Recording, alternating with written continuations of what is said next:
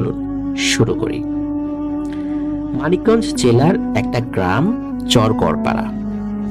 40-50 বছর আগেও এই গ্রামে তেমন লোকজনের বসবাস ছিল না বললেই চলে। গ্রামটার পাশ দিয়ে বুড়িগঙ্গা নামক একটি নদী বয়ে গেছে। নদীটি গ্রামকে দুই ভাগে ভাগ করেছে। গ্রামের লোকজনের প্রধান পেশা কৃষিকাজ। এছাড়াও যেহেতু একটা বিশাল নদী রয়েছে, সেখানে লোকজন টুকটাক মাছ ধরবে, এটাই তো স্বাভাবিক। চরগড়পাড়া গ্রামেরই এক বাসিন্দা, তার নাম রাকিব হোসেন। ঘটনা মূলত তাকে নিয়েই ঘটেছিল। ঘটনা শুরু হয় আজ থেকে প্রায় 40 কি 50 বছর আগে। শুরুতে রাকিব হোসেনের একটু বর্ণনা না দিলেই নয়। রাকিব হোসেনের তখন বয়স আনুমানিক 26 কি 27 বছর ছিল। তখনও বিয়ে করেননি, পেশা একজন কৃষক। গ্রামের লোকজন তাকে বেশ ভালোবাসতো, কারণ রাকিব হোসেন ছিলেন যেমন পরোপকারী তেমন নম্র এবং ভদ্র। রাকিব হোসেন কৃষিকাজ করার পাশাপাশি রাতে নৌকা বাইতেন আর মাছ ধরতেন। তখনকার দিনে তো এভাবে ইলেকট্রিসিটি এত ব্যাপকতা পায়নি, সবাই কুপিবাতি ব্যবহার করত। রাকিব হোসেন রাত হলেই কুপিবাতি ধরিয়ে রওনা হতেন নৌকা বাইতে আর টুকটাক মাছ ধরতে। ঘটনা শুরু হয় কোনো একটা ঝড়ের রাত্রে। রাত তখন আনুমানিক 10টা বাজে। যথারীতি সেদিনও তিনি বের হয়েছেন। বাসায় হাজার বারণ করা সত্ত্বেও তিনি রওনা দেন। তার বাসা থেকে নদীতে যেতে 15 মিনিটের হাঁটা পথ। হাতে কুপিবাতি নিয়ে তিনি পথ চলতে থাকেন। একসময় তিনি পৌঁছেও যান নদীতে। বাসা থেকে হাজার বারণ করলে কি হবে, মাছ ধরার নেশা তো খুব মারাত্মক, তাই না? আর এই নেশা যাদের থাকে তারা কিন্তু কোনো প্রতিকূল পরিবেশ যাই হোক না কেন, সেই প্রতিকূল পরিবেশও তারা ওভারকাম করে মাছ ধরতে চলে যান। আর বাড়ি ঘরের নিষেধাজ্ঞা এর তো কোনো ব্যাপারই না। এই কারণে তিনিও বেরিয়ে গিয়েছিলেন। নৌকাটা তার ঘাটেই বাঁধা ছিল। এত রাতে লোক আসবে কিনা তার জন্য তিনি অপেক্ষা করছিলেন। বেশ কিছুক্ষণ অপেক্ষা করার পর একজন লোক আসলেন। লোকটা এসে কিছু না বলে চুপচাপ দাঁড়িয়ে রইল। রাকিব বললেন, ভাইয়া কোথাও যাবেন? লোকটি কোনো উত্তর দিল না। রাকিব আবারও জিজ্ঞেস করলো, ভাই আপনি কি কোথাও যাবেন? লোকটি এবার মাথা নাড়লো আর বলল, হ্যাঁ যাব, আমাকে ওই পাশের গ্রামে পৌঁছে দিন। রাকিব হোসেন লোকটিকে নৌকা এসে বসতে বললেন। লোকটাকে দেখে একটু পাগল গোছের মনে হচ্ছিল। সারা শরীরে কাঁথা চাদর দিয়ে মুখ ঢেকে রেখেছেন। লোকটি কোনো কথা বলছিল না। রাকিব আস্তে আস্তে নৌকা বাইতে লাগলেন। কিছু দূর যাওয়ার পর রাকিব অনুভব করলেন নৌকাটি কেমন যেন ভারী ভারী হয়ে যাচ্ছে। তবুও রাকিব সেদিকে খেয়াল না করে নিজের মতো করে নৌকা বাইতে লাগলেন। নৌকা যখন মাঝ নদীতে, তখন রাকিব লোকটাকে জিজ্ঞেস করলেন, আচ্ছা ভাই আপনি কোথা থেকে এসেছেন? লোকটা কোনো জবাব দিল না। এভাবে রাকিব বেশ কয়েকবার জিজ্ঞেস করলেন, কিন্তু কোনো উত্তর না দেয় তাকে হাত দিয়ে একটু ধাক্কা দিতে গেলেন। যখনই তিনি লোকটার শরীরে হাত দিয়েছেন, তখনই দেখেন আরে এখানে তো কেউ নেই, শুধু লোকটার পরনের কাঁথা চাদর পড়ে গেল। কিন্তু একটু আগেই এটার মধ্যেই একটা অবয়ব যে বসেছিল সেটা কিন্তু রাকিব বুঝতে পেরেছিল। কিন্তু ধাক্কা দেওয়ার সময় হঠাৎ করে মনে হলো ওই কাঁথা চাদরের ভেতরে ওই অবয়বটি বাতাসে মিলিয়ে গেল।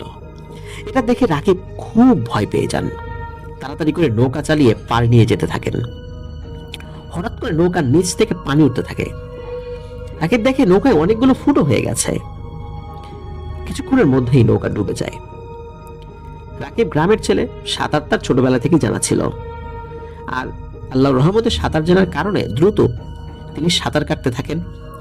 কিন্তু কিছু একটা তার পা পেঁচিয়ে ধরে এক টানে পানির নিচে নিয়ে যায়। রাকিব পানির নিচে দেখতে পান সাদা একটা অবয়ব। তার পুরো শরীর আলোতে চিকচিক করছে। শরীরে অসংখ্য সাদা সাদা লোম। অবয়বটা রাকিবকে পানির উপরে উঠিয়ে আবারও টান দিয়ে পানির নিচে নিয়ে যায়। রাকিব দূর থেকে দেখতে পান একটা নৌকা তার দিকেই আসছে। বিশেষ করে যখন পানির উপরে নিয়েছে তাকে, আবার যখন টান দিয়ে নিচে নিয়েছে, যখন উপরে রাকিব ছিল ওই অল্প সময়ের ব্যবধানে রাকিব এই নৌকাটি দেখতে পেয়েছিলেন। এরপর রাকিবের আর কিছু মনে নেই।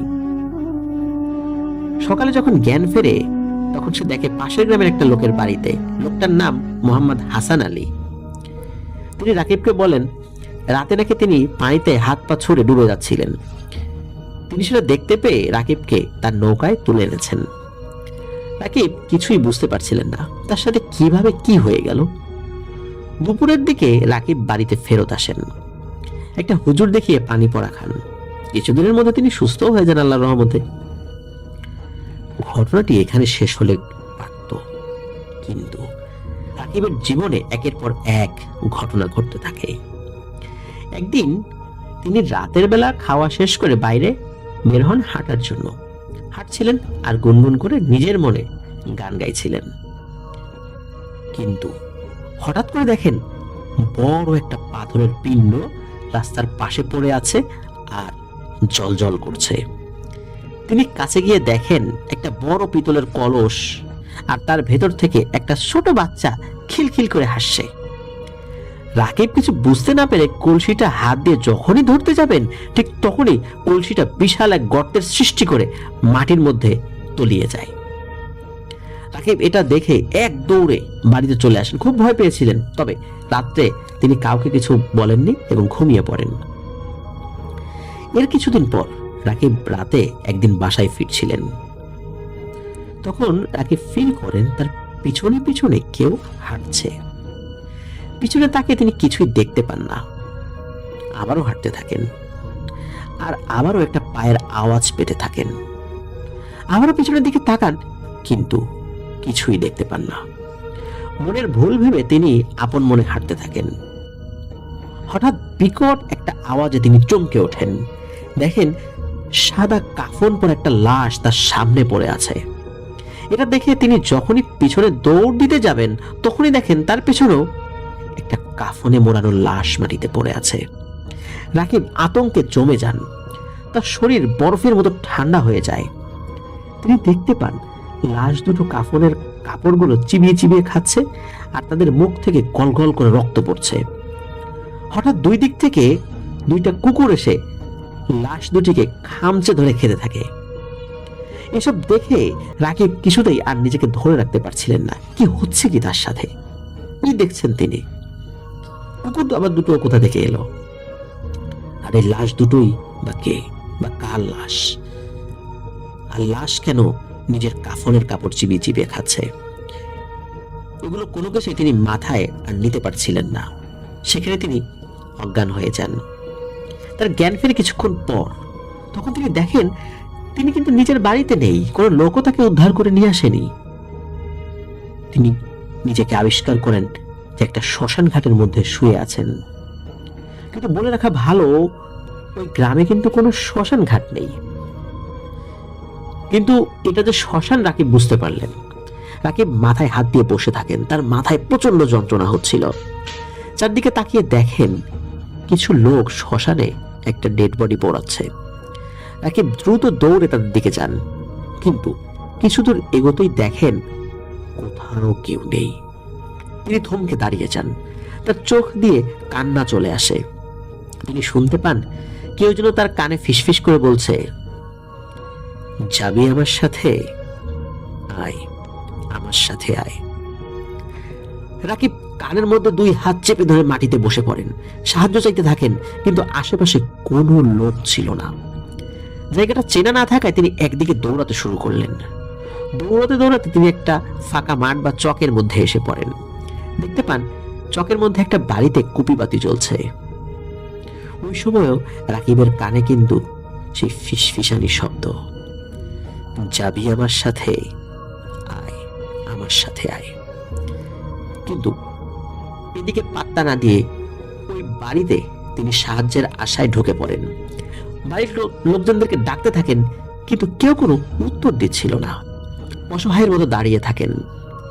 কিছুক্ষণ পর ঘর থেকে একটা শব্দ আসে। শুনতে পান ঘর থেকে কেউ তার নাম ধরে ডাকছে, রাকিব, ভেতরে আসো। তিনি চিন্তা করলেন হয়তো উনি এমন একটা বাড়িতে আসছেন, এ বাড়ির লোকজন তার কণ্ঠস্বর শুনে বুঝতে পেরেছে যে আমি রাকিব, কারণ তাকে তো অনেকেই চিনত সেই গ্রামের বা আশেপাশের কয়েক গ্রামের। তিনি দ্রুত ঘরে প্রবেশ করেন। তার মাথায় তখন আসেইনি যে আচ্ছা এভাবে রাতের বেলা হঠাৎ করে কোন এক বাড়িতে আসলো, সেটা তো অপরিচিত হতে পারে। আর অপরিচিত লোক তার কণ্ঠস্বর শুনে এত রাত্রে বুঝে ফেললো। একমাত্র খুব নিজের আপনজন ছাড়া তো এভাবে হুট করে রাতের বেলা কণ্ঠস্বর শুনে বোঝার কথা নয়, যতক্ষণ পর্যন্ত কেউ তার নাম বলবে। যাই হোক, রাকিব ঘরে ঢুকে দেখেন এক বয়স্ক লোক খাটে শুয়ে আছেন। লোকটা রাকিবকে বলে, রাকিব বসো। পাশে একটা বসার জায়গা ছিল। ক্লান্ত রাকিব বসে বিশ্রাম নিতে থাকলেন। বয়স্ক লোকটা রাকিবকে জিজ্ঞেস করলেন, তুমি কোথা থেকে এসেছো? রাকিব তার সাথে ঘটা সব ঘটনা খুলে বললেন। তিনি সবকিছু শুনে রাকিবকে শান্ত হতে বললেন আর ঘুমিয়ে পড়তে বললেন। রাকিব কিছু না ভেবে ক্লান্ত শরীর নিয়ে পাশে একটি জায়গায় বিছানা পাতা ছিল, সেখানে ঘুমিয়ে পড়লেন। তার ঘুম ভাঙলো একটা কোংড়ানোর আওয়াজে। তিনি অনুভব করলেন একটা ঠান্ডা হাত তার বুকের উপর পড়ে আছে, আর সেই বয়স্ক লোকটা তার দিকে রক্ত লাল চোখে তাকিয়ে আছে। রাকিব কিছু বুঝে ওঠার আগে বয়স্ক লোকটা তার মাথায় সজোরে আঘাত করে। রাকিব অজ্ঞান হয়ে যায়। তার জ্ঞান ফেরে একটা শূন্য মাঠের মধ্যে। চারদিকে চাঁদের আলোতে বুঝতে পারছিলেন না যে আশেপাশে কি আছে, তবে এতটুকু বুঝতে পারছেন যে আশেপাশে কোনো বাড়িঘর নেই। রাকিব কি করবেন কিছু বুঝতে পারছিলেন না। কিছুক্ষণ বসে থাকার পর শুনতে পান আজানের শব্দ। ভাবেন ফজরের ওয়াক্ত হয়ে গেছে, তাই সেই আজানের শব্দ অনুসরণ করে হাঁটতে থাকেন। কিছুক্ষণ খোঁজাখুঁজি করার পর তিনি সেই মসজিদটি খুঁজে পান। তিনি দেখতে পান কিছু লোক আসছে নামাজ পড়ার জন্য। রাকিব অজু করে নামাজ পড়ার জন্য মসজিদে ঢোকেন। নামাজ শেষ করে কয়েকজনকে জিজ্ঞেস করেন, ভাই এই জায়গাটার নাম কি? লোকগুলো প্রথমে তার কথায় উত্তর দিচ্ছিল না। পরে একজন অল্প বয়স্ক বালক রাকিবকে জানান এই জায়গাটার নাম হচ্ছে তরা। তরা মূলত মানিকগঞ্জে অবস্থিত। রাকিব তার বাসা থেকে যদি তরা যেতে চায় তাহলে কিন্তু প্রায় 1 ঘন্টা সময় লাগে। তিনি বুঝতে পারছিলেন না তিনি এতদূর কিভাবে আসলেন।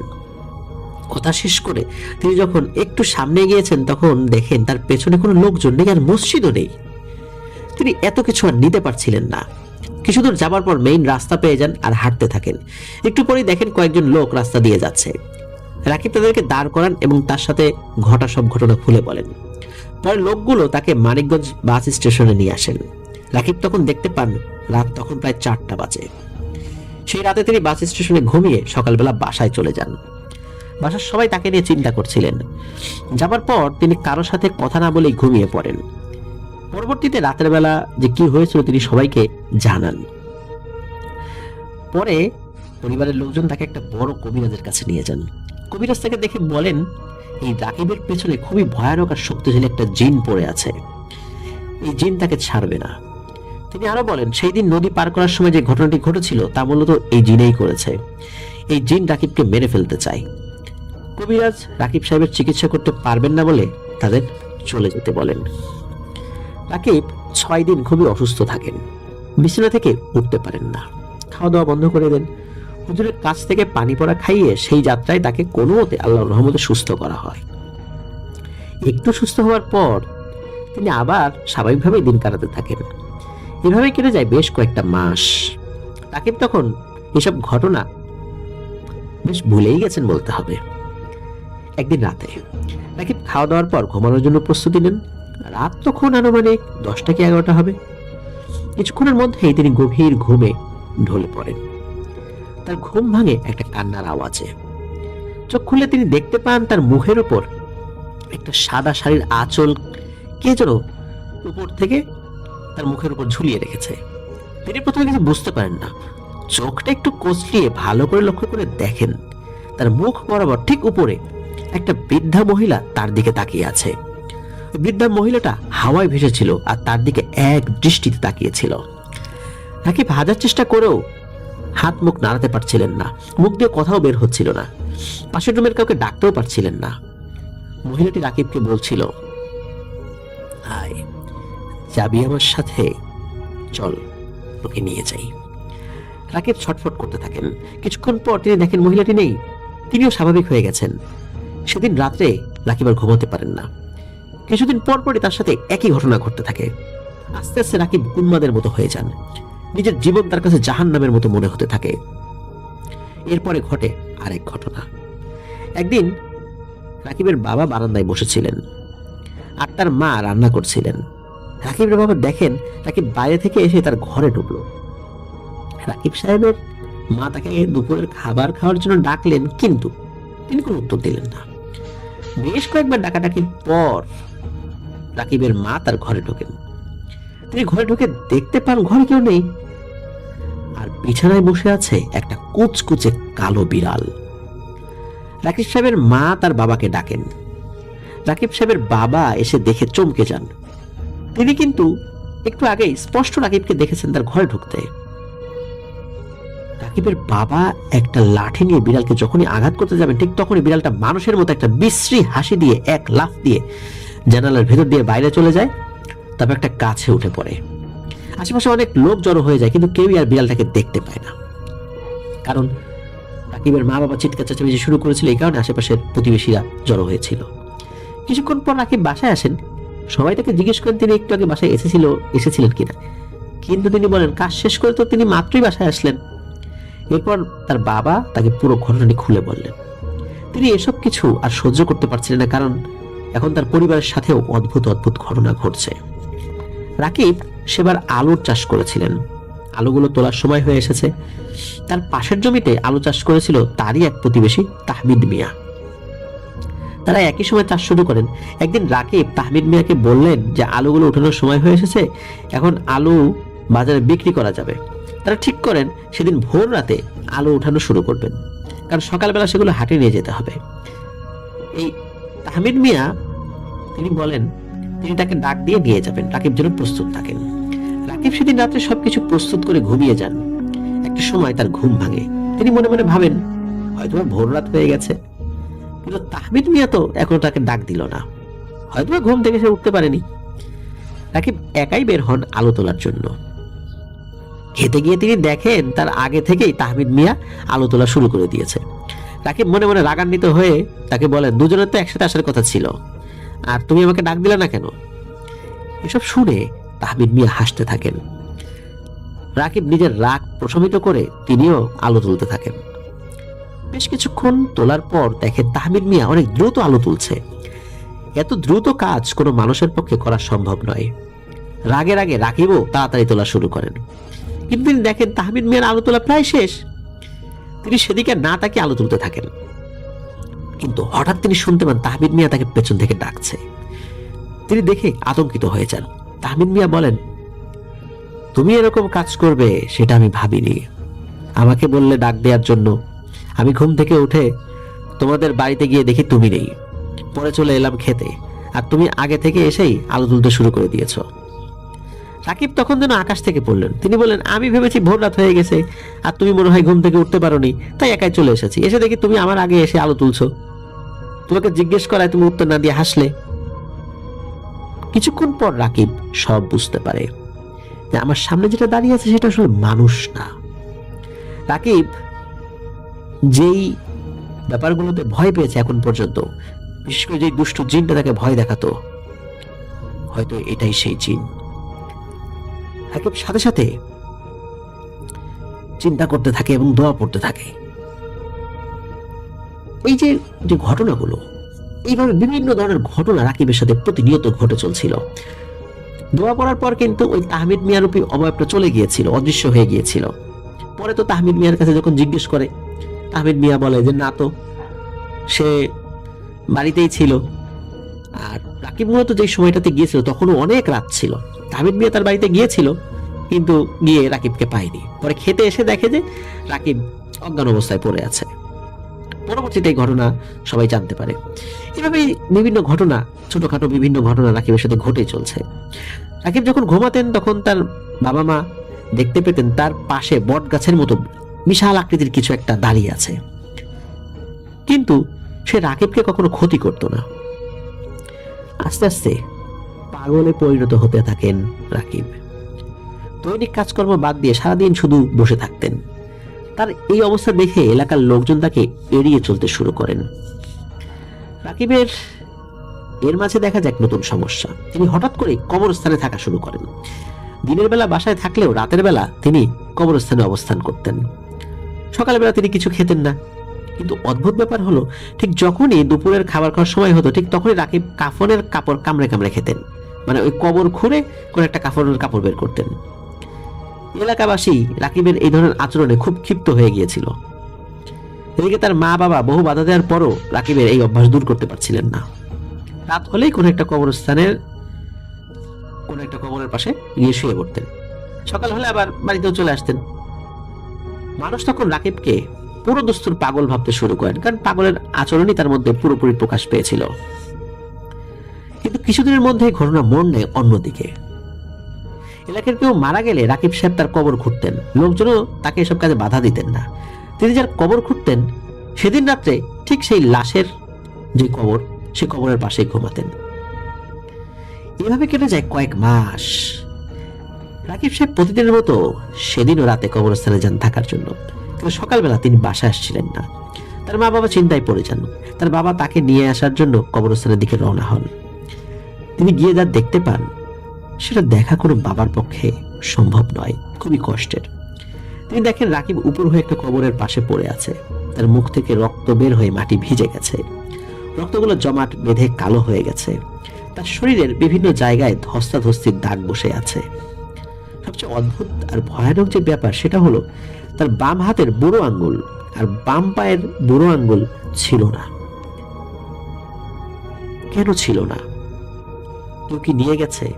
কোন শেয়াল কুকুর আক্রমণ করেছিল? রাকিবের জীবনের ইতি হয়। রাকিবের লাশ সেই কবরস্থানেই দাফন করা হয়। পরে এক হুজুর তার জিনের মাধ্যমে জানতে পেরেছিলেন এই কাজগুলো সেই খারাপ জিনটাই করেছিল। এই যে জিন, এটি মূলত জিনের একটা প্রজাতি, এদেরকে ঘুল জিন বলা হয়। এরা খুবই দুষ্টু প্রকৃতির জিন, যারা মূলত কবরস্থানের সাথে সম্পর্কযুক্ত। রাকিব মারা যাওয়ার কয়েক বছর পর রাকিব সাহেবের মা বাবাও মারা যান, আর তাদেরকেও সেই একই কবরস্থানে দাফন করা হয়। আসলে রাকিবের সাথে এই ঘুল জিনটি কেন এসেছিল, কি কারণে এসেছিল, এই বিষয়টি পরিষ্কারভাবে কেউ কখনো বলতে পারেনি। রাকিব মারা গেছে, তার মা বাবা মারা গেছে, ঘটনাটি মানুষের মুখে মুখে ছিল। আস্তে আস্তে এটি হারিয়ে যেতে বসেছিল। সেটি মূলত আমরা তুলে আনার চেষ্টা করেছি। প্রিয় লিসেনার্স, আমরা চাই না এই ধরনের ঘটনা কারোর সাথে ঘটুক। প্রিয় লিসেনার্স, আমাদের এবারের এপিসোডটি এ পর্যন্তই ছিল।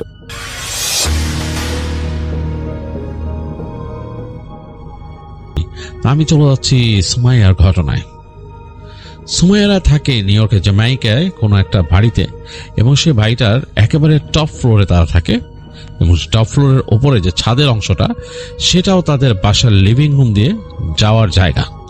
বাসার কাছাকাছি একটা মসজিদ আছে, এবং যেহেতু এটা তাদের এলাকা, যেহেতু এটা বিদেশে, সেখানে সবসময় জোরে আজান দেওয়া যায় না।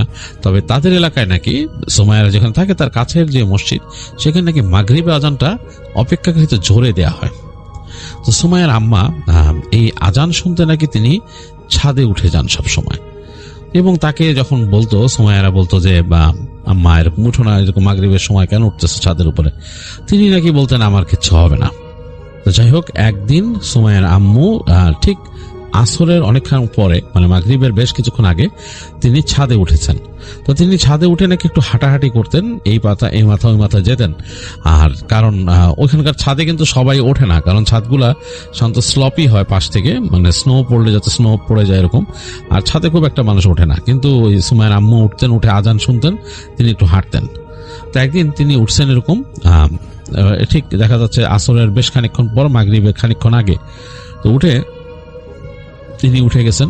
তো সুমাইয়া ছিল বাসায়, সে তার মতো কাজকর্ম করতেছে, এবং একসময় সে দেখলো যে মাগরিবের আজান হয়ে গেছে। তিনি আম্মু নামছে কিনা সে আর খেয়াল করে নাই, সে তার মতো এটা ওটা করতেছে। ঘরের অন্ধকার হয়ে গেছে, বাইরে বাতি জ্বেলে দিল, ঘরে লাইট জ্বেলে দিয়ে সে তার মতো আছে। তো অনেকক্ষণ পরে দেখেছে কি যে আম্মুর কোনো খবর নাই। এদিক ওদিক তাকালো, সে দেখে যে তার মা নাই। তো সে চিন্তা করে সে গেল লিভিং রুমে, দেখলো যে ছাদের যেই ওঠা সিঁড়িটা ওটা টেনে নামানো, মানে ওটাকে আর ওঠায় নেই। তাসমিন তার আম্মু নামে নাই। তো সুমাইয়া একটু মানে টেনশনে পড়লো যে ঘটনাটা কি। সে আস্তে আস্তে সিঁড়িতে উঠে গেল উপরে ছাদে। তো উঠে যখন ছাদে সে মাথা বের করছে, দেখতেছে বাইরে তো অন্ধকার, চারিদিকে মানে বাতি জ্বলে উঠছে, রাস্তার লাইট জ্বলে উঠছে, চারিদিকে অন্ধকার। সে দেখতেছে, সুমাইয়া মাথা বের করে দেখতেছে তার আম্মু ছাদের এক পাশে দাঁড়ায় বাইরে তাকায় আছে। মানে সে অবাক হয়ে গেল যে আম্মু এখানে দাঁড়া দাঁড়া কি দেখে। তো সুমাইয়া ছাদে উঠে এসে বলল, আম্মু কি দেখতেছো, কি ব্যাপার, কি করতেছো তুমি এখানে? কোনো উত্তরই দিচ্ছে না তার আম্মু। তো সে খুব অবাক হলো যে আমি এত জোরে কথা বলতেছি, আম্মু শুনতেছে না। সে আবার বলল, আম্মু কি ব্যাপার, বলতে বলতে সে কাছে চলে গেল, গিয়ে তার মায়ের কাঁধের মধ্যে সে হাত রাখলো। রাখার পর দেখেছে তার মা আস্তে করে তার দিকে ঘুরলো, ঘুরে একটা হাসি দিল, মানে খুব ভাবলেশীন হাসি, মানে যে হাসির কোনো মানে হয় না, মানে যে হাসিটা আসলে মানে কোনো অ্যাকচুয়ালি অর্থ বহন করে না। তিনি একটা হাসি দিলেন, খুবই আশ্চর্য। এরকম হাসি সুমাইয়া তার মার মুখে দেখেন না, এরকম এই ধরনের হাসি। তিনি হাসি দিয়ে কোনো কথা না বলে হাঁটা ধরলেন। সুমাইয়া খুব অবাক হয়ে গেল। তিনি সিঁড়ির দিকে হেঁটে যাচ্ছেন, সুমাইয়াও তার পিছে পিছে যাচ্ছেন এবং তিনি নিচে নেমে গেলেন। সুমাইয়াও নামলেন, নেমে তার রুমে গিয়ে তিনি ধাপ করে দরজাটা বন্ধ করে দিলেন, তার রুমের দরজা বন্ধ করে দিলেন। সুমাইয়া আস্তে করে সিঁড়িটাকে উঠাই দিল, উপরে সিঁড়িটা উঠাই দেওয়া যায়, উঠাই দিয়ে সুমাইয়া চিন্তা করছে আম্মার কি হলো, ঘরে গেল কেন?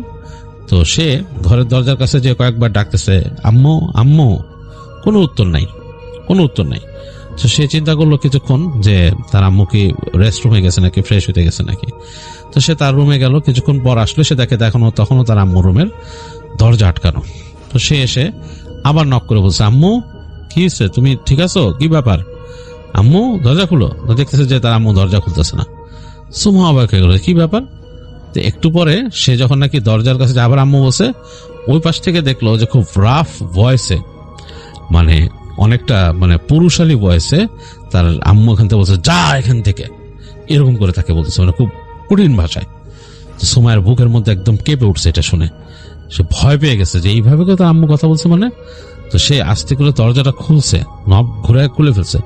খুলে দেখতেছে ঘর অন্ধকার, তার আম্মু জানালার কাছে বসা, আর বাইরের আলো আসতেছে, আকাশের আলো আসছে, সেখানে তার আম্মু হাসতেছে, এরকম হাঁ করে খ্যাক খ্যাক খ্যাক খ্যাক করে হাসতেছে, আর তাকে উদ্ভট কি বলতেছে, এবং সেই ভাষা সুমাইয়া বুঝতে পারলো না, অন্য একেবারে বিজাতীয় ভাষা কি বলতেছে, মাথাটা নাড়ায় নাড়ায় হাসতে হাসতে কি বলতেছে, এবং তার চুলগুলো এলোমেলো। খুবই ভয়ঙ্কর একটা সিন, ব্যাকগ্রাউন্ডে জানলার বাইরে দেখা যাচ্ছে আকাশ, বেশ ভয়ের। তো সুমাইয়া ভয়ে একদম হয়ে গেল, সে নিজের মাকে ভয় পাচ্ছে, এবং তার মা হাসতেছে আর কিছু বলতেছে। সুমাইয়া দ্রুত ভয়ে সে ফোন নিয়ে তার বাবাকে ডাকলো, তার ভাইকেও কল দিল। সে বললো যে বাসায় আসতে, তার মা কেমন করতেছে। তো তার আব্বা ওই গাড়ি নিয়ে বের হয়েছিল তখন কাজের থেকে, একটু আগে বেরিয়ে গেছে তার বাবা আসার জন্য এই ফোন পেয়ে। তো তার বাবা যখন নাকি তাদের বাসার কাছাকাছি চলে আসছে, যে ব্লকটা দিয়ে তার আব্বা ঢুকে, ওইটা একটা ওয়ান ওয়ে স্ট্রিট, ওখান দিয়ে ঢুকছে, ঢোকার পর নাকি হঠাৎ করে তার উইন্ডশিল্ডের মধ্যে দাম করে একটা ইট এসে পড়লো, বেশ বড় টাইপের একটা ইট। তার গ্লাস উইন্ডশিল্ডের গ্লাস ফেটে গেছে, ওই পাশ থেকে একদম ক্র্যাক করে গেছে ইটের এত জোরে, এবং তিনি ভয় পেয়ে গেলেন যে কে তাকে ইট মারলো। তিনি ভয় পেয়ে তাড়াতাড়ি তিনি পার্কিং খুঁজতেছেন, দুই পাশে ডেট, নিউ ইয়র্কের রাস্তার দুই পাশে দুই রকম টাইম দেওয়া থাকে, যে সপ্তাহের এই দিন এতটা থেকে এতটা, আর এরকম মানুষ খুঁজে খুঁজে রাখে গাড়ি। তো বুঝে রাখে যে এই পাশে রাখলে আমি এরপরে কনভিনিয়েন্টলি কালকে বের করতে পারবো। তিনি ভয়ে একদম থতমত খেয়ে তিনি আর ওগুলা না দেখে তাড়াতাড়ি সামনে গিয়ে মোটামুটি গাড়িটা পার্ক করে তিনি উঠে বাসার দিকে দৌড় দিলেন, তার বাসাতে যাবেন। বাসার দিকে যখন আসতেছেন তখন তার ঠিক পিছনে, তার থেকে প্রায় 3-4 হাত দূরে আরেকটা ঠাস করে এরকম পড়লো। তো তিনি যা বুঝলেন যে এটা কোনো মাটির দলা হবে, শক্ত মাটির দলা, টবের মাটি যেরকম থাকে, গাছের টবের মাটির দলার মতো এরকম, কেন মাটিতে ঠাস করে পড়ে টুকরা টুকরা ছিটকে চারিদিকে চলে গেছে। তিনি অবাক হইলেন যে এইখানে নিউ ইয়র্কের মতো জায়গায়, নিউ ইয়র্ক শহরে তাকে এইভাবে মাটির দলাকে ছুড়ে মারবে গায়ে।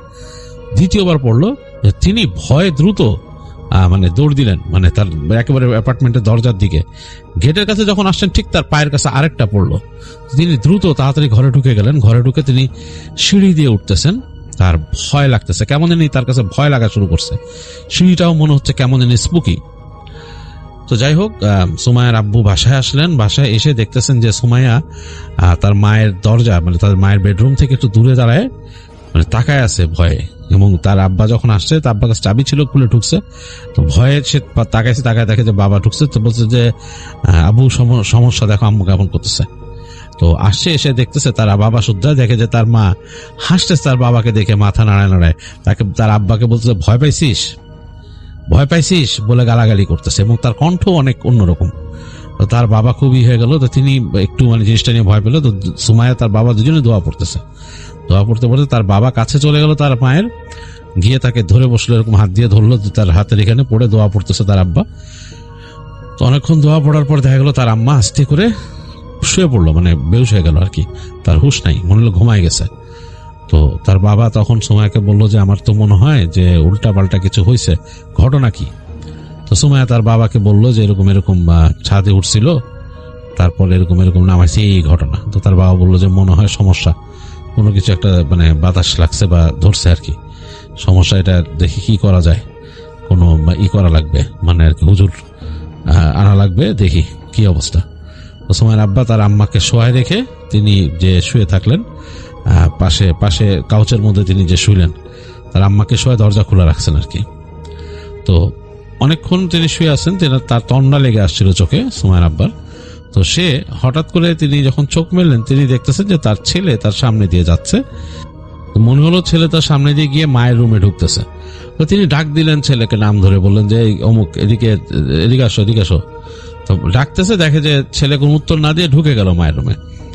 তো তিনি খুব অবাক হইলেন, কি রে আমি ডাক দিলাম, ও তাকাইলো না। তো তিনি উঠে বসলেন, উঠে তিনি আস্তে করে হেঁটে গেলেন রুমের দিকে, দেখলেন তার ছেলে ওখানে ঢুকছে নাকি। তো গিয়ে দেখতেছেন যে না, তার স্ত্রী ঘুমাচ্ছে, তার ছেলে নাই এখানে, সারা রুম খা খা করতেছে, মানে রুমের মধ্যে আর কেউ নাই। তিনি তাড়াতাড়ি গেলেন সুমাইয়ার রুমে এবং নক করলেন। তো সুমাইয়া বের হওয়ার পর জিজ্ঞেস করলো যে তোর ভাই কই? তো বলছে তো মনে হয় বাইরে, বাসা নেই। তো বলে আমি মাত্র দেখছি ওরাও নাই। মানে কি বলিস তুই? বলে কি হ্যাঁ। তো তাড়াতাড়ি তিনি ফোন করলেন ছেলেকে। তো ছেলে ফোন ধরলো, ধরে বললো যে সে একটা দূরে আছে, সে ম্যানহাটনের কাছে আছে, সে আসতে তো টাইম লাগবে অনেকক্ষণ। তো তিনি অবাক হয়ে গেলেন যে তিনি কি দেখলেন, তাহলে এটা খুবই আশ্চর্য ব্যাপার। তো তিনি পরদিন বললেন যে আজকে থাক, রাতের বেলা তার ছেলে আসছে, ছেলের সাথে আর এইসব আলাপ করেন নাই, তিনি দোয়া দুরুদ পড়ে রাতে ঘুমাইতে গেছেন।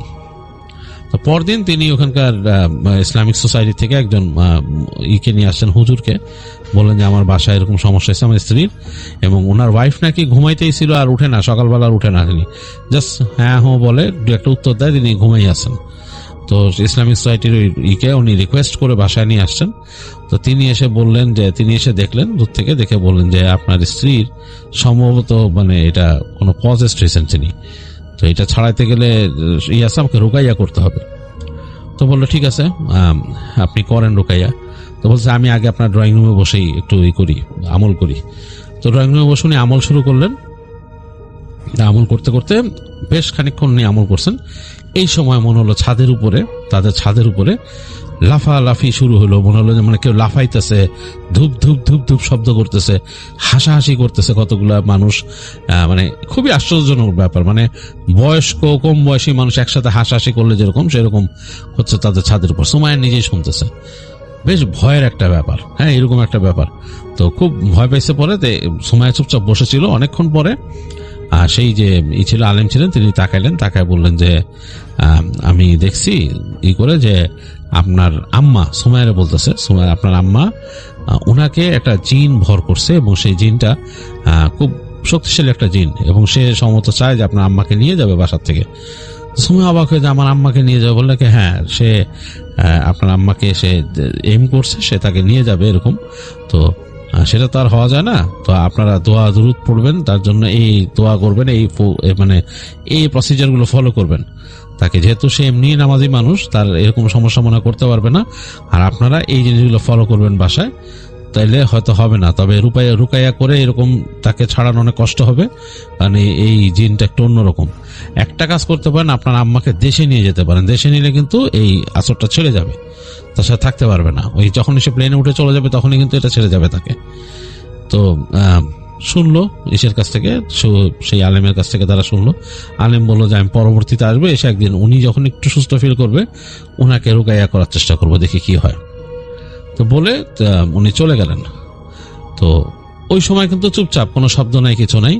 তো তারা সবাই একটু মানে অবাক হয়ে গেলেন, সুমাইয়া তার বাবা, যে কি ব্যাপার, ওনার আম্মাকে জেনে ধরছে এরকম। তো তারা রাতের বেলা সুমাইয়ার ভাই সহ আসছে, তো ওদের সাথে গল্প করতে করতেছে, লিভিং রুমে বসে তারা কথা বলতেছে এগুলো নিয়ে। হঠাৎ করে ছাদের উপরে এরকম শব্দ, ধুমধাম ধুমধাম, এবং তাদের যে সিঁড়ি, যে জায়গাটা, ওই জায়গার মধ্যে ধাক্কা দিয়ে কেউ নামাইতেছে, সিঁড়িটা ধাক্কা দিয়ে নামাইতেছে, কঠিন একটা অবস্থা। এদিকে সুমাইয়ার আম্মা রুমের ভেতরে কেমন একটা শব্দ শুরু করলো, চিৎকারের মতো।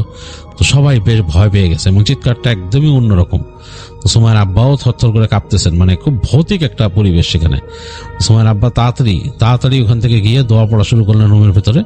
দোয়া পড়তে পড়তে পড়তে স্ত্রীকে চেষ্টা করলেন শান্ত করতে। শেষ পর্যন্ত জমজমের পানি ছিটাই দিলেন। জমজমের পানি যখন ছিটাইছেন তখন ধপ করে সুমাইয়ার আম্মা বিছানায় পড়ে গেল আর ঘুমায় গেল, একদম ডিপ ঘুমে চলে গেল। তো ওনারা এরকম চিন্তা করতেছিলেন যে কি করা যায়। তো এরপরে আরেকবার তারা এরকম মেয়েকে নিয়ে আসেন, সেই আর হুজুরকে নিয়ে আসেন, এবং সাথে আরেকজন বড় আলেমকে আনেন। তো তিনি আলেম এসে তাদের বাড়িতে কিছু জিনিস দিয়ে বাড়িটাকে বন্ধ করে, তাদের ওই যেখানে তারা থাকে বাড়িটাকে বন্ধ করে, এবং তার আম্মার জন্য কিছু পানি পড়া দিয়ে যায়, বলে এটা খাওয়াইতে, এবং বাসার মধ্যে যদি জমজমের পানি থাকে সেটা সবসময় ছিটাইতে বলে। আর বলে যে ওনাকে একলা আনঅ্যাটেন্ডেন্ট রাখবেন না, ছাদে যেতে দিবেন না। হ্যাঁ, এই জিনটা খুব খারাপ, আর যদি পারেন তাহলে তাকে দেশে নিয়ে যান একবার, ওই প্লেনেই তখন আর যাবে না, তার সাথে ছেড়ে দিবে তাকে। তো যাই হোক, এইভাবে করে তিনি বলে দিয়ে বাসাটা বন্ধ করে দিয়ে, এবং সুমাইয়াদেরকে বললো খুব সাবধানে থাকতে, সূরা বাকারা তেলাওয়াত করতে ঘরের মধ্যে সবসময়। এগুলো বলে সুমাইয়াদেরকেও তিনি কিছু গাইডলাইন দিয়ে তারপর চলে গেলেন। তো সুমাইয়ার আম্মা নাকি এখন সবসময় যে তিনি পজেসড না, তার মাঝে মাঝে কেমন জানি একটু অন্যরকম আচরণ হয়ে যায়। তো সুমাইয়ারা সেটা বুঝতে পারে যখন তিনি এরকম করেন।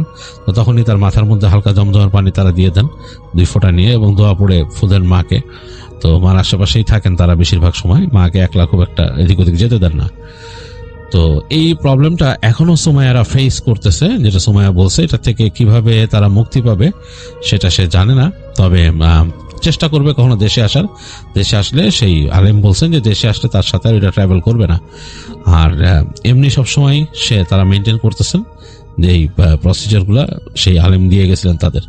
তো এটা একটা খুবই ভয়ের এক্সপিরিয়েন্স।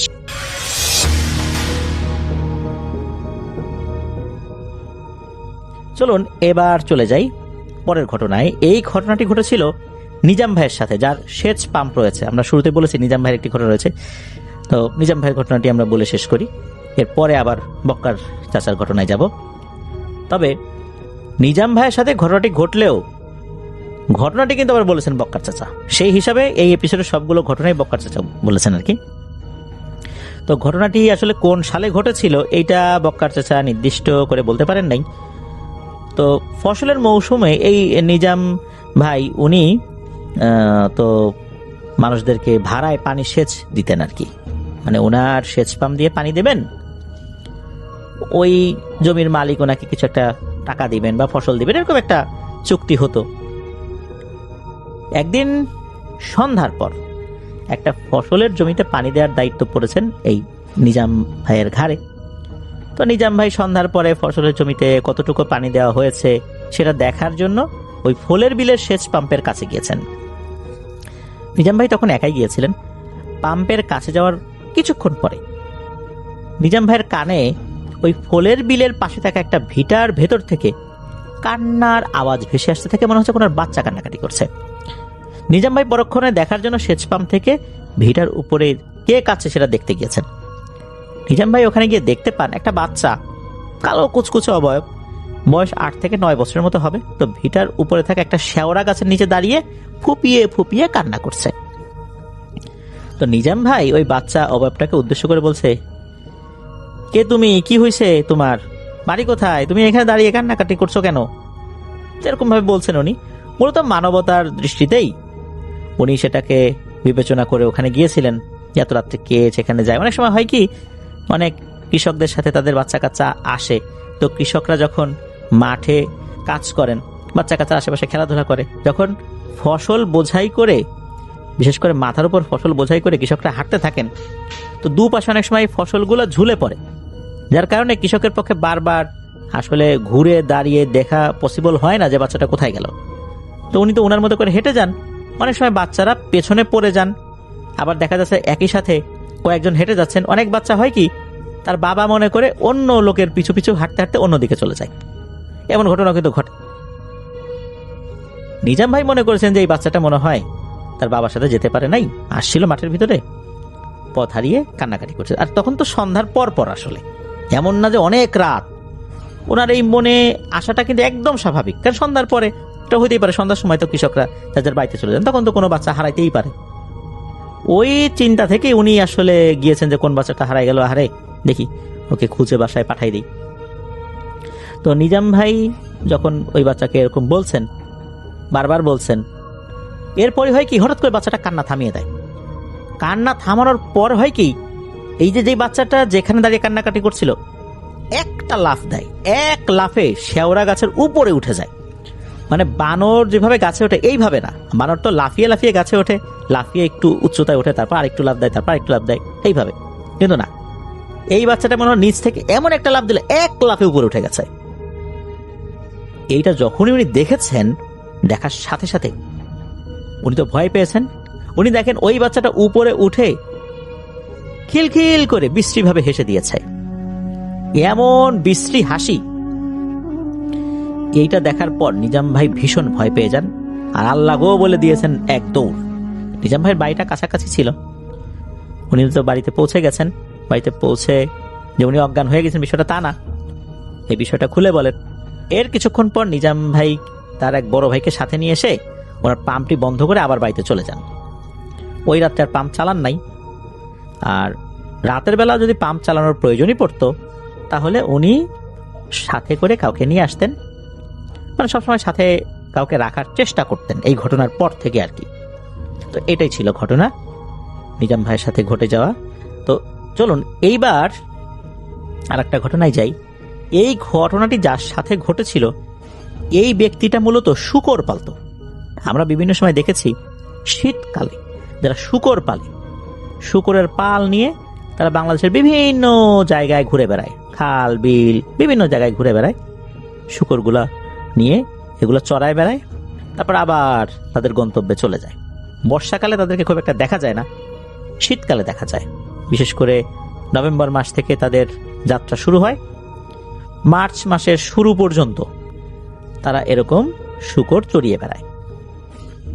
তো এরকম শূকর চড়িয়ে বেড়ায় এক ব্যক্তির সাথে ঘটনাটি ঘটেছিল এই ফুলের বিলে। এটা বক্কা চাচা বলেছেন। প্রতি বছরেই এই শূকর চড়ানোর দল শূকর নিয়ে এদিকে আসতো। এই ফুলের বিলের ভিটার কাছে একটা চর আছে, এই চরের উপরে মূলত এই শূকরগুলো নিয়ে তারা অবস্থান করত। এই শূকরের যে চড়ানোর কাজ, এই কাজটা কিন্তু বেশ কঠিন বলতে হবে। শত শত কিলোমিটার হেঁটে হেঁটে এক জায়গা থেকে আরেক জায়গা তারা যান। তো ওই দলে 6 থেকে 7 জন ব্যক্তি ছিল, শূকরের সংখ্যাও অনেক ছিল। তো রাতে তো তারা একটা জায়গায় অবস্থান করতেন, আবার সকালবেলা এই পালগুলো নিয়ে ওনারা চড়াতে চলে যেতেন। তো সেই রাত্রে ওই দলের একজন ব্যক্তি রাতের বেলা শূকরগুলো পাহারা দিচ্ছিল, রাত জেগে জেগে। মানে একজন ব্যক্তির দায়িত্ব থাকে সে কোন রাত্রে পাহারা দেবে, অন্যরা সবাই ঘুমাবে। তো বাকি লোকেরা ঘুমিয়েছিল। পাহারা দিতে দিতে গভীর রাত্রে ঘটল একটি ভয়ঙ্কর ঘটনা।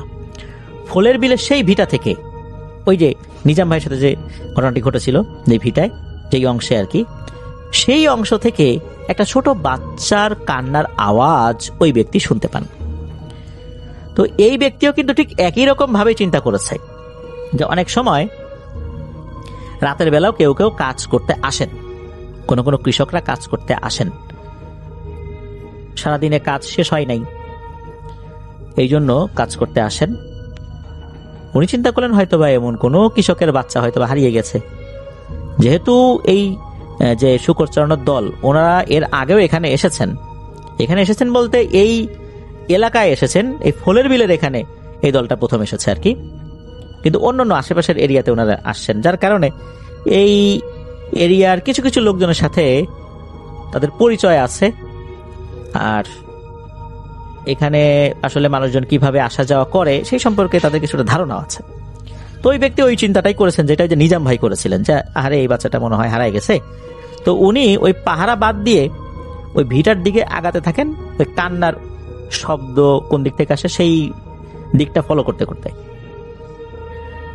ভিটার কাছাকাছি যখন গিয়েছেন তখন ওই ব্যক্তিরা দেখতে পান যে ওই নিজাম ভাইকে যেভাবে ভয় দিয়েছিল এই 8-9 বছরের বাচ্চা, এরকম আর কি, ঠিক সেম টাইপের একটা বাচ্চা এবারে তাল গাছের নিচে দাঁড়িয়ে আছে। নিজাম ভাইয়ের বেলায় তো শেওড়া গাছের নিচে দাঁড়িয়ে ছিল, এইটা আবার তাল গাছের নিচে দাঁড়িয়ে আছে, তাল গাছের নিচে দাঁড়িয়ে কান্নাকাটি করছে। তো ওই লোকটা নিজাম ভাইয়ের মতোই একই রকম ভাবে জিজ্ঞেস করছে, ও মনা, তুমি কে? তোমার বাড়ি কোথায়? তুমি এখানে আসলা কিভাবে? যেই না এটা বলছেন তখনই ঘটে যায় ভয়ঙ্কর একটি ঘটনা। ওই বাচ্চাটা ওই ঠিক নিজাম ভাইয়ের ঘটনার মতোই এক লাফ দিয়ে তাল গাছের একটা ডালের উপর উঠে যায়, আর ওই ডালের উপর উঠে দাঁড়িয়ে খিলখিল করে হেসে দেয়, আর অদ্ভুত ভাবে নাকি নাচতে থাকে। তখন নাকি ওই ভিড়ার আশেপাশে যতগুলো গাছ রয়েছে মনে হচ্ছে প্রচন্ড ঝড়ে ওই গাছগুলো নুয়ে পড়ছে, ভেঙে পড়বে এখনই, এমন একটা অবস্থা। কিন্তু ওই ঝড়ের যে বাতাস, এই বাতাসটা এই ব্যক্তির গায়ে লাগছে না। ওই সময় হয় কি, এই ব্যক্তির পেছনে মনে হলো কোন একটা জিনিস আছে, গড়গড় গড়গড় শব্দ করছে। এই শব্দটা যখন উনি পেয়েছেন, এরপরে মনে হলো গরম একটা বাতাস এসে তার গায়ে লাগলো। তখন উনি পেছন দিকে ঘুরে তাকান, উনি দেখেন যে তাল গাছের মতো বিশাল লম্বা একটা অবয়ব দাঁড়িয়ে আছে, ওই জিনিসটাই ভয়ঙ্কর ভাবে গড়গড় শব্দ করছে। উনি তখন ডানে কিংবা বায়ে কোনো একদিকে দৌড় দিয়েছিলেন। এক দৌড়ে উনি ওনার যে স্থান সেখানে চলে গিয়েছিলেন। ওনার সঙ্গী সাথীরা তো তখন ঘুমাচ্ছিল একটা ছোট্ট তাঁবুর মতো করে। তো ওই তাঁবুটার সামনে গিয়েই উনি মুখ থুবড়ে পড়ে যান আর চিৎকার করে ডাকতে থাকেন তাদেরকে, হে আমারে বাঁচারে, তাড়াতাড়ি তোরা এদিকে, আমি শেষ রে, আমারে ওরা মেরে ফেলবে, এরকম ভাবে বলছিল। এদিকে এই লোকগুলো তো ঘুম ভেঙে যায়, তারা আসে, এই কি হয়েছে। তো ওই লোকটা তখন অজ্ঞান হয়ে যায়। তারা তাদের মতো করে ট্রিটমেন্ট করার চেষ্টা করেছে, বলতে পানি ঢেলেছে মাথায়, একটা পর্যায়ে তার জ্ঞান ফেরানো হয়। এরপর ওই লোকটা কি দেখেছে এটা বলেন। এর পরের দিন অবশ্য ওনারা ফলের বিলের এই সাইডটা থেকে চলে গিয়েছিলেন, কারণ ওই লোকটা কোনোভাবেই এখানে আর ডিউটি করবে না। তখন ওনারা অন্য সাইডে চলে গিয়েছিলেন। এই লোকটা চলে যাওয়ার পর উনি নাকি শারীরিকভাবে অসুস্থতা বোধ করছিলেন, তাকে বাড়িতে পাঠিয়ে দেওয়া হয়েছিল। তো এরপর থেকে কিন্তু এই ফলের বিলের আশেপাশে যারা ছিলেন তারা কিন্তু জানতে পারেন নাই যে ওই লোকটার সাথে আসলে কি হয়েছিল, কারণ ওনারা তো আসলে এক জায়গায় থাকেন না, ওই সময় জানতে পারেন নাই। পরবর্তী বছর এই সেম দলটাই নাকি আবার এই ফলের বিলে এসেছিল শূকর চড়ানোর জন্য। তখন এলাকার লোকজন জিজ্ঞেস করেছিল, কি ব্যাপার, তোমাদের দলে সেই লোকটা কই, যেই লোকটা গত বছর ভয় পাইছিল? তখন ওই দলে থাকা ব্যক্তিরা জানান একটা দুঃখজনক খবর, সেটা হচ্ছে যখন ওই রাত্রে ভয় পায়, মানে গত বছর ওই রাত্রে ভয় পাওয়ার পর সে বাড়িতে চলে যায়, তাকে বাড়িতে পাঠিয়ে দেওয়া হয়, সে কোনোভাবেই আর ডিউটি করতে পারছিল না। বাড়িতে যাবার সপ্তাহখানেকের মধ্যে সে মারা যায়। তার নাকি জ্বর এসেছিল, কোনোভাবেই জ্বর ভালো হচ্ছিল না, সে তার মতো করে ঝাড়ফুঁক করেছিল, তার পরিবাররাও বিভিন্ন জায়গায় নিয়ে গিয়েছিল এই সময়ের মধ্যে, কিন্তু সে আর বাঁচে নাই। আর তার নাকি প্রচন্ড পেটে ব্যথা হয়েছিল, একে তো জ্বর, তারপর পেটে ব্যথা, এভাবেই উনি মারা গিয়েছিলেন। এই লোকটার ঘটনা শুধু বক্কার চাচা না, ওই এলাকার অনেকেই নাকি জানেন যে এই শুকরপালা এই ব্যক্তির সাথে কি ঘটনা হয়েছিল আর কি। নিজাম ভাই তো আল্লাহর রহমতে বেঁচে গিয়েছিলেন, কিন্তু এই ব্যক্তিটা এতটাই ভয় পেয়েছিলেন যে উনি আর আসলে বাঁচতে পারেন নাই। হয়তোবা উনি ভয়ের খোলে পড়ে গিয়েছিলেন। এই ধরনের ভয়ের খোলে পড়ে গেলে এমন একটা অবস্থা হয়, মানসিকভাবে মানুষ ভেঙে পড়ে, তাকে বাঁচানোটা অত্যন্ত কঠিন হয়ে যায়। হতে পারে এমনটাই ওই ব্যক্তির সাথে হয়েছিল।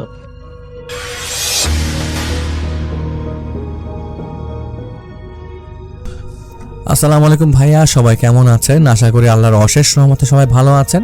আমি শাহপরান, আজ জিহাদ হুজুরের ঘটনা নিয়ে আবারও আপনাদের সামনে হাজির হলাম, যেটি তার পক্ষ হতে কষ্ট করে আমাকে পাঠিয়েছেন রিয়াজ ভাই। জিহাদ হুজুরের অনুযায়ী যেভাবে তিনি বলেছেন সেভাবে বলছি। একদিন আমি কাজ করার জন্য গাজীপুরের কোনো একটা জায়গায় যাই। আমি যে বাসায় কাজ করতে যাই সে বাসার বর্ণনাটা ঠিক এমন যে বাসাটা অনেক বড়, 6 তলা ফ্ল্যাটের বাসা। বাসার চারপাশে নানান রকমের ফুল ফলের গাছপালা লাগানো, বাড়ির ভেতরে সিসি ক্যামেরা লাগানো, আর বাসা পাহারা দেওয়ার জন্য একজন সিকিউরিটি গার্ড রাখা আছে। যাই হোক, আমি যখন বাসার ভেতরে ঢুকতে যাব তখন সিকিউরিটি গার্ড আমাকে ভেতরে ঢুকতে দিল না। আমি জিজ্ঞেস করে আমি কার বাসায় এসেছি আমাকে জিজ্ঞেস করা হয় এবং আমি কার কাছে যাব। তখন আমি সিকিউরিটিকে বললাম আমি রমজান সাহেবের বাসায় যাব। উনি আমাকে ওনার একটা দরকারি কাজে আসতে বলেছেন। রমজান সাহেব বলেন এই বাসার মালিকের নাম। সিকিউরিটি সাহেব রমজান সাহেবকে ফোন দিয়ে আমার কথা জানালেন। তখন রমজান সাহেব আমাকে ভেতরে পাঠাতে বলে। সিকিউরিটি গার্ড আমাকে ভেতরে যেতে দিল। আমি মেইন গেট পার হয়ে ভেতরে আসার সময় তেমন কোনো সমস্যা অনুভব করিনি, কিন্তু যখনই মেইন গেট পার হয়ে বাসার সিঁড়িতে পা রাখবো ঠিক তখনই আমার শরীরটা কাঁপুনি দিয়ে ওঠে। আমার পেটের ভেতরটা হঠাৎ করে মোচড় দেয়। আমার মনে হতে থাকে কেউ বুঝি আমার পেটের ভেতরে হাত ঢুকিয়ে দিল। আমার পেটের নাড়ি ভুড়ি ছিঁড়ে এখনই বের করে ফেলবে। আমার মাথা ঘুরতে লাগলো, মনে হলো এক্ষুনি হয়তো গল গল করে আমি বমি করে দিব, কিন্তু বমি না আসছে না। খানিকক্ষণ সিঁড়ির সামনে ঘাপটি মেরে দাঁড়িয়ে রইলাম। পরে আস্তে আস্তে সিঁড়ি দিয়ে উঠে তাদের বাসার গেটের সামনে দাঁড়ালাম। কলিং বেল টিপ দিতেই যাব, ঠিক তখনই দেখি গেটটা খুলে গেল। আমি তাদের ঘরে প্রবেশ করি। ঘরে ঢুকতেই ডাইনিং রুম, ওখানে একজন ব্যক্তি বসে আছে। আমার কাছে মনে হলো ওয়াশরুম থেকে ফ্রেশ হয়ে আসলে হয়তো ভালো লাগবে, তাই তাকে উদ্দেশ্য করে জিজ্ঞেস করলাম আপনার ওয়াশরুমটা কোথায়?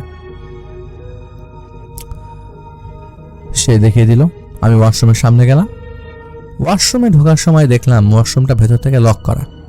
ওয়াশরুমের ভেতর থেকে পানি পড়ার শব্দ হচ্ছে। আমি ভাবলাম কেউ হয়তো ভেতরে আছে ফ্রেশ হচ্ছে। আমি সেখানে দাঁড়িয়ে অপেক্ষা করছিলাম তার বের হওয়ার জন্য, কিন্তু প্রায় 15 থেকে 20 মিনিটের মতো পার হয়ে গেল। ওয়াশরুম থেকে কেউ বের হচ্ছে না। একটা সময় ওয়াশরুমের ভেতর থেকে পানি পড়ার শব্দ বন্ধ হয়ে যায়। তখন আমার পেছন থেকে সেই লোকটা এসে আমাকে ডাক দেয় আর বলে, হুজুর কি হলো, আপনি এখানে দাঁড়িয়ে কি করছেন? আমি আপনার জন্য সেই তখন থেকে অপেক্ষা করছি, কিন্তু আপনি আসছেন না দেখে আমি বাধ্য হয়ে আপনাকে এখানে দেখতে আসলাম। আপনি ঠিক আছেন তো? হুজুর বলল। আমি তখন সেই লোকটিকে আমার ওয়াশরুমে আসার পরের ঘটনাটি বললাম। তখন সেই লোকটি আমার কথা শুনে কিছুটা অবাকের ন্যায় বলল, কি বলেন হুজুর, ওয়াশরুমে কে যাবে? আমার বাসায় আমি, আমার ছোট মেয়ে আর আমার একজন কাজের লোক থাকে। আমার ছোট মেয়ে তার রুমে আছে, আর তাকে তো আমরা রুমে বন্ধ করে রেখেছি। আর কাজের লোকটি আমার সামনে কাজ করছিল, তাহলে ওয়াশরুমে থাকবে কে? আমি সেই লোকটার কথা শুনে দরজায় যখন হাত দিলাম যে দেখতে যাব দরজার ভেতর থেকে লক, ঠিক তখনই দরজাটা খুলে গেল। আমি ভেতরে দেখতে পেলাম ওয়াশরুমের কল থেকে টপ টপ করে রক্ত পড়ছে। মনে হচ্ছিল এই মাত্র আমি ঢোকার একটু আগেই কলটাকেও বন্ধ করে দিয়েছে। তখন আমি আর কোনো কথা না বাড়িয়ে ওয়াশরুম থেকে ফ্রেশ হয়ে সেই লোকটিকে নিয়ে ডাইনিং রুমে চলে আসলাম। তখন আমার পেটে প্রচণ্ড ব্যথা হচ্ছিল। তারপরও আমি সেখানে অনেক কষ্ট করে বসে থাকি আর সেই লোকটিকে বলি, আপনি তাহলে রমজান সাহেব? লোকটি তখন উত্তরে তার মাথাটা হালকা ঝাঁকিয়ে হ্যাঁ সূচক উত্তর দিল। আমি তখন তার সমস্যার ব্যাপারে জানতে চাইলাম আর সে বলতে শুরু করলো।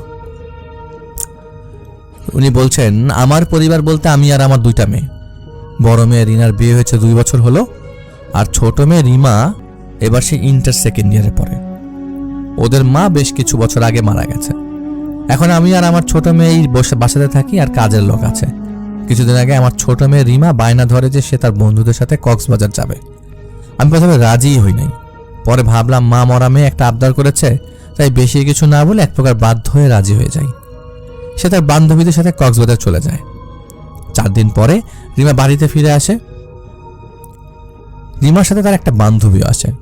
সে রিমাকে বেহুশ অবস্থায় বাড়িতে নিয়ে এসেছিল। রিমার এই অবস্থা দেখে আমি অস্থির হয়ে তাকে জিজ্ঞেস করলাম, কি হয়েছে রিমার? তুমি রিমাকে এভাবে ধরে আনছো কেন? তখন রিমার বান্ধবী বলে, আঙ্কেল আগে রিমাকে ঘরে নিয়ে শুয়ে দিন, পরে আমি বলবো। আমি আর রিমা বান্ধবী নিয়ে ওর ঘরে শুয়ে দিলাম। পরে রিমার বান্ধবীকে জিজ্ঞেস করলাম, আমাকে সবকিছু বলো, কি হয়েছে রিমার সাথে? ওর বান্ধবী বলতে শুরু করলো, আঙ্কেল আমরা যেদিন কক্সবাজার গেলাম সেদিন পৌঁছানোর পরে আমরা যার রুমে চলে যাই।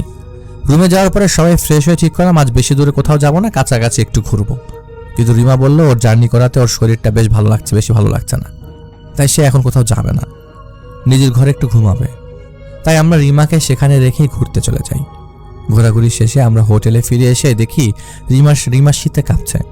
আমি রিমার কাছে যে ওর গায়ে হাত দিতে দেখি রিমার শরীরের জ্বরে পুড়ে যাচ্ছে। আমি তাড়াহুড়া করে নিচে এসে হোটেল ম্যানেজারের কাছ থেকে সেখানকার ডাক্তারের ফোন নাম্বার নিয়ে তাকে ফোন দিয়ে সবটা জানাই। কিছুক্ষণ পর ডাক্তার এসে জ্বর মেপে ওষুধ দিয়ে যায় আর তার খেয়াল রাখতে বলে। আমরা ডাক্তারের পরামর্শ অনুযায়ী ওষুধ খাই রাতে ঘুম পাড়িয়ে দিই। হঠাৎ রিমার চিৎকার পেয়ে আমাদের ঘুম ভেঙে যায়।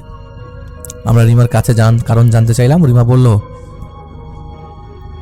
আমার ঘুম ভাঙে ওয়াশরুমে যাওয়ার জন্য। আমি উঠি, ওয়াশরুম যাওয়ার জন্য নিচে নামবো, তখন দেখি ওয়াশরুমের লাইট জ্বলছে। আমি ভাবলাম তোদের মধ্যে কেউ হয়তো গেছিস। তখন আমি পাশে তাকালাম আর ফোনের লাইট জ্বালিয়ে দেখলাম তোরা সবাই এখানে। আমি কিছুটা ভয় পেয়ে আবার ওয়াশরুমের দিকে তাকালাম, দেখলাম লাইটটা বন্ধ।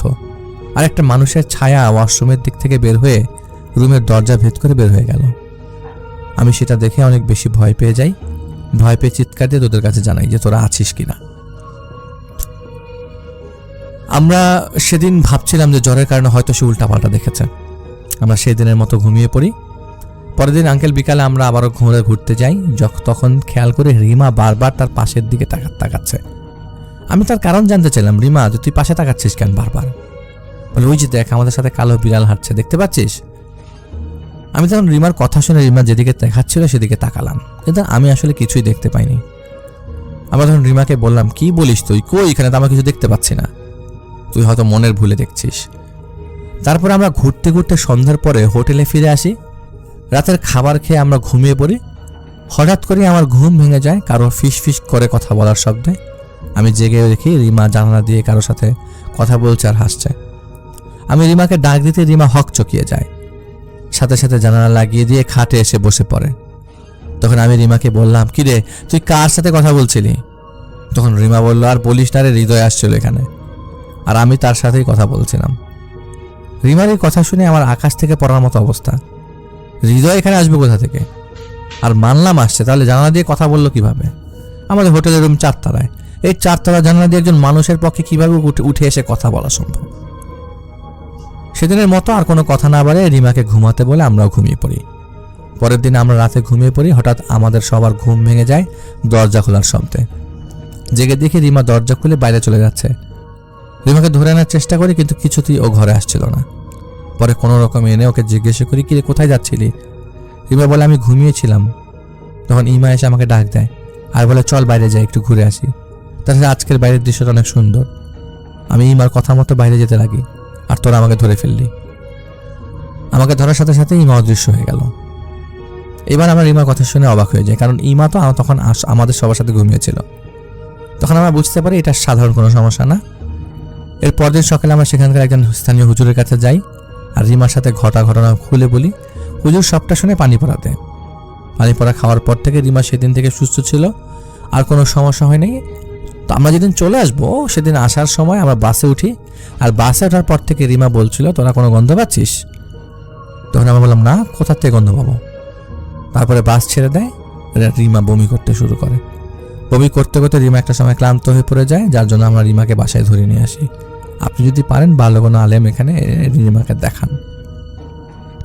রমজান সাহেব বলেন, আমি সেদিন থেকে ভালো আলেম খোঁজা শুরু করি। যে হুজুররা আলেম আমাদের বাসায় আসে, এসেই তারা পারবো না বলে চলে যায়। যে রিমার অবস্থা আরো বেশি খারাপ হতে শুরু করে। তো একদিন রাতে আমি ঘুমিয়ে আছি, হঠাৎ করে কারো হাঁটার শব্দ পেয়ে আমি ঘুম থেকে জেগে উঠি। দেখি আমার রুমের জানালার পাশ দিয়ে একটা ছায়া হেঁটে গেল। আমি রুম থেকে বের হয়ে দেখি সেই ছায়াটা সোজা রিমার ভেতরের রুমে প্রবেশ করে, অথচ রিমার রুমের দরজা ভেতর থেকে লাগানো। আমি যখন আমার রুমে যাব তখন দেখি কালো একটা বিড়াল আমার রুম থেকে বের হয়ে সোজা 3 তলায় চলে গেল। কিন্তু আশ্চর্যের বিষয় হলো, বিড়ালটি সাধারণ বিড়ালের চেয়ে বড়, মানুষের মতো 2 পা দিয়ে লাফিয়ে লাফিয়ে সিঁড়ি দিয়ে উঠছিল। আমি সেই দৃশ্য দেখে নিজেকে আর সামনে রাখতে পারিনি। আমি সেদিনই জ্ঞান হারিয়ে ফেলি সেখানে।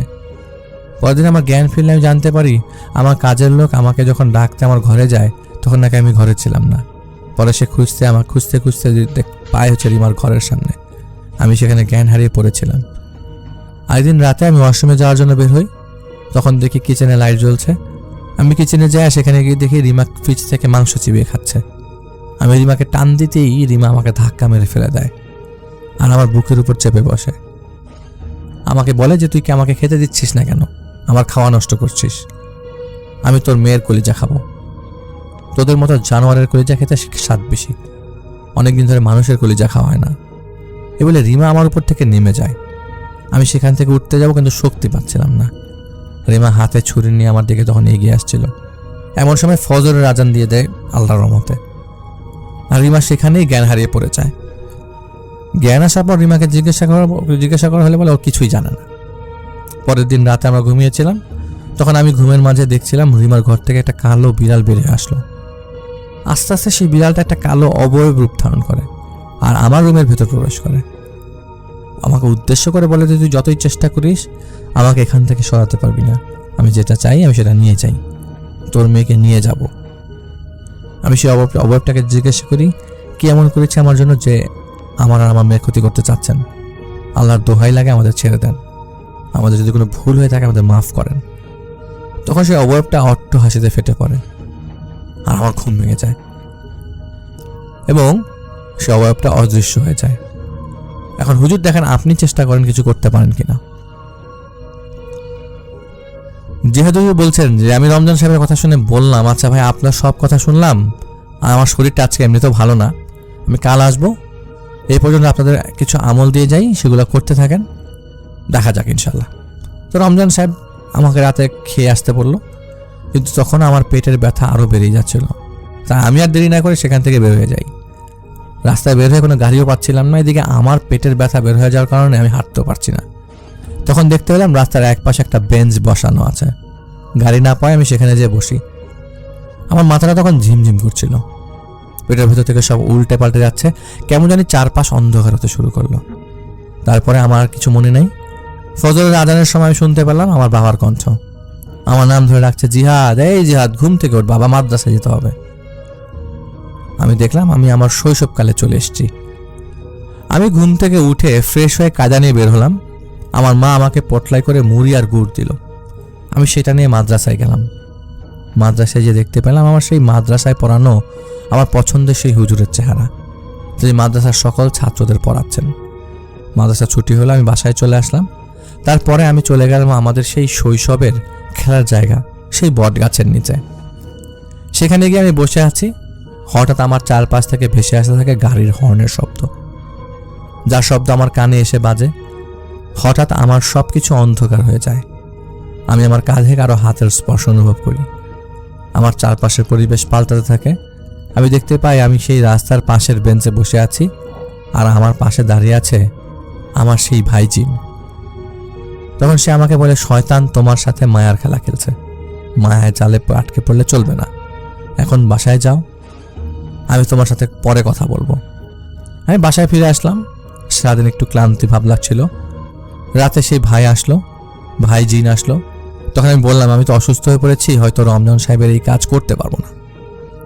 তখন সেই ভাইজিন বলল আমাকে, এখনই হতাশ হলে চলবে না, আল্লাহর উপর বিশ্বাস রাখো, তিনি তোমাকে উত্তম পথ বের করে দিবেন। আমি মনে মনে জোর পেলাম এবং বললাম ইনশাআল্লাহ আমার রবি আমাকে উত্তম পথ দেখাবেন। পরদিন আমি রিমাদের বাসায় যাই। রমজান সাহেবের কাছ থেকে রিমার কোন রুমে থাকে জেনে নেই। আমি রিমার রুমে প্রবেশ করলাম। রিমা রুমে ঢুকলেই দেখি যে রিমা উল্টা হয়ে ঝুলে আছে, চোখগুলো লাল বর্ণ আকার ধারণ করেছে, মনে হচ্ছে চোখ ফেটে রক্ত এখনই গড়িয়ে পড়বে। আমার দিকে তাকিয়ে হাসছে। একটা সময় সে আমার চারপাশে ঘুরতে থাকে আর হাসতে থাকে। হাসতে হাসতে রিমা আমাকে উদ্দেশ্য করে বলে, কি রে তুই আমার কি করবি? তোর মতো কত আসলো গেল, কেউ তো আমার কিচ্ছু করতে পারেনি, তুইও পারবি না। তখন হুজুর তার মতো করে দোয়া পড়তে থাকে।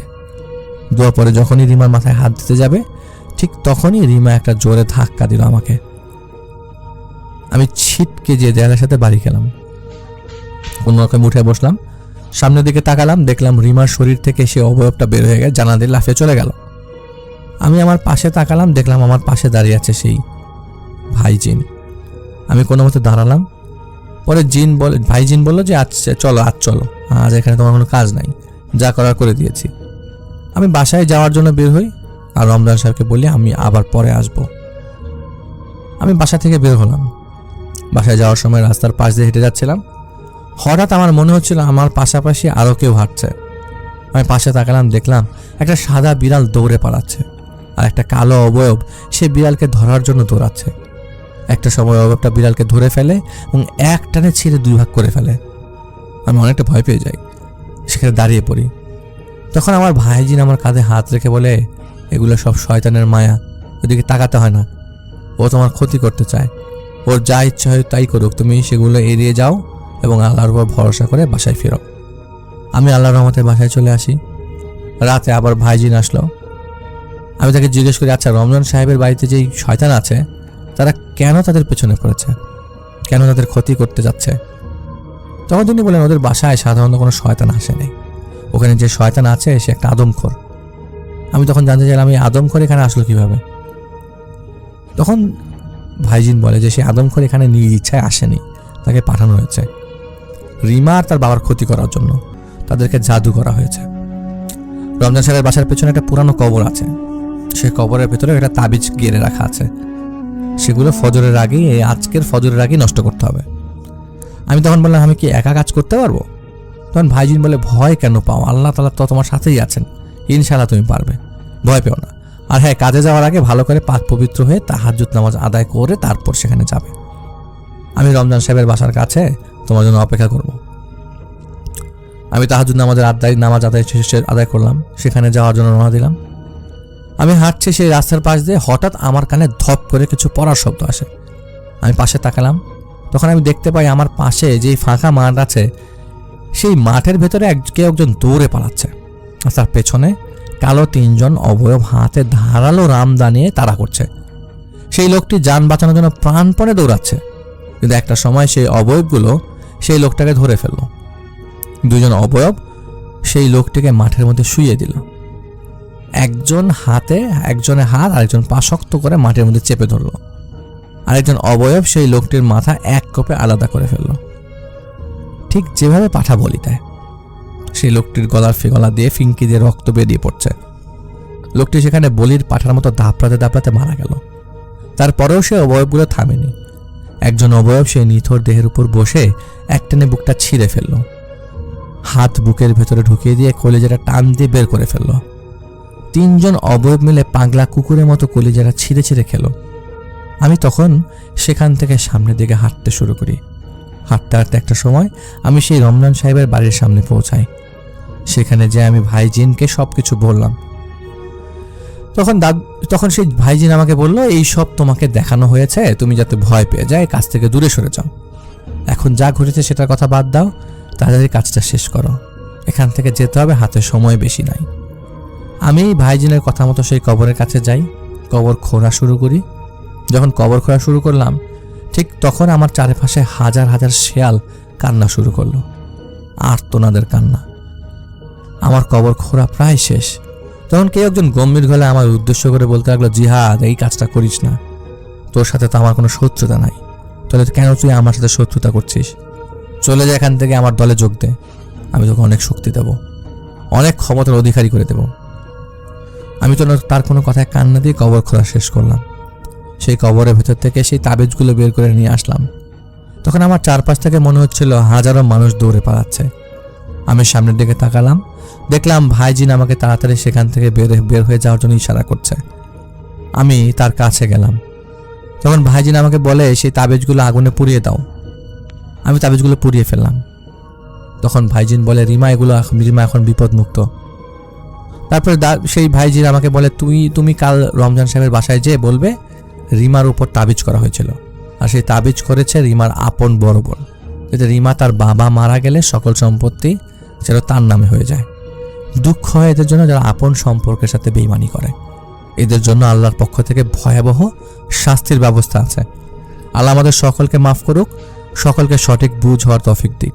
তুমি কাল রিমাদের বাসায় যাবে এবং গিয়ে বলবে রিমা এখন থেকে বিপদমুক্ত, আল্লাহর রহমতে কোনো সমস্যা হবে না, আর তাদেরকে বলে দিবে বেশি বেশি যেন আল্লাহর ইবাদত করে। আমি পরের দিন রিমাদের বাসায় যাই, ভাইজিনের কথাগুলো সেখানে বলে আসি। আল্লাহর রহমতে রিমা পরে ঠিক হয়ে যায় এবং ভালোই ছিল, আর কোনো সমস্যা হয়নি পরবর্তীতে। এটা ছিল রিয়াজ ভাই পাঠানো জিহাদ হুজুরের ঘটনা।